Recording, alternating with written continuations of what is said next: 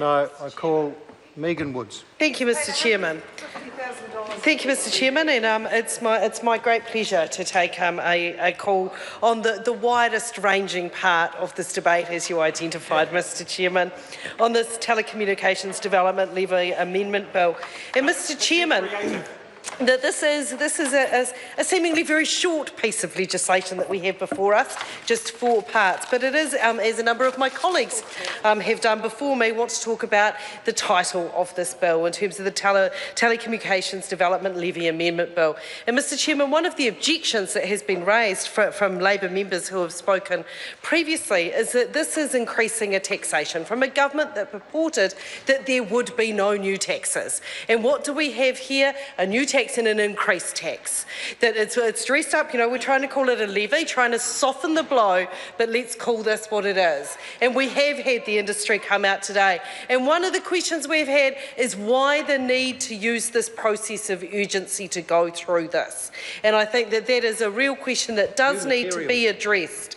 That why is it that we're not having the chance for the industry and the concerned players, the people who are needing this broadband in their small businesses and families that are needing this broadband, rural families and families in our regions who are needing this access to broadband, to be able to come and speak to the people making the decision and to have that chance to have submissions at the Select Committee stage.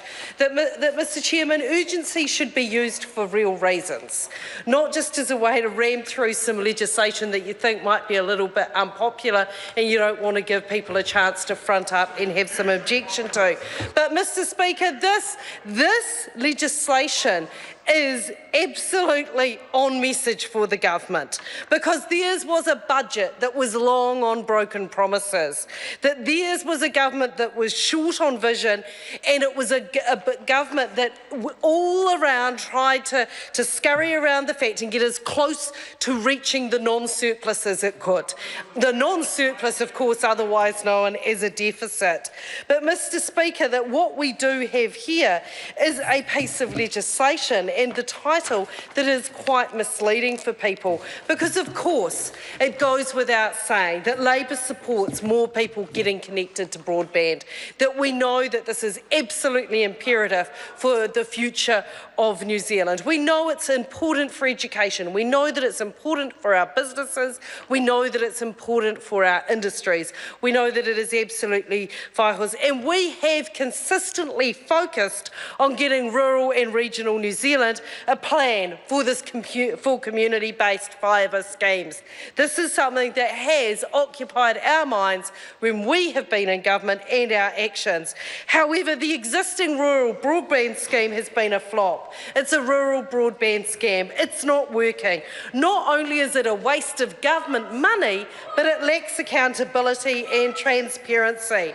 Once again, what we're seeing here is economic mismanagement from a panicking and desperate government, and we can hear the shrieks from the other side that are only serving to underscore this point, the reaction that got there.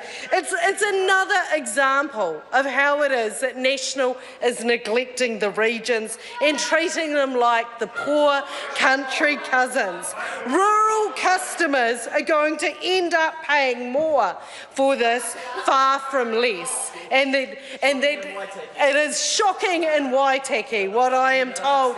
I am told by my colleague, Dr. David Clark, and he wants to know why the member barracking from the other side doesn't stand up for those constituents in Waitaki who are experiencing shocking internet and broadband connections, and why it is that instead of taking a call and explaining to her constituents why it is that she won't back them and stand up for them, she chooses just to interject in an incomprehensible way from the benches opposite. So get on your feet, take a call, stand up for the people that elected you to represent them. It'd be great to hear from you. We're all holding our breaths and would like nothing better at this time on a Friday night.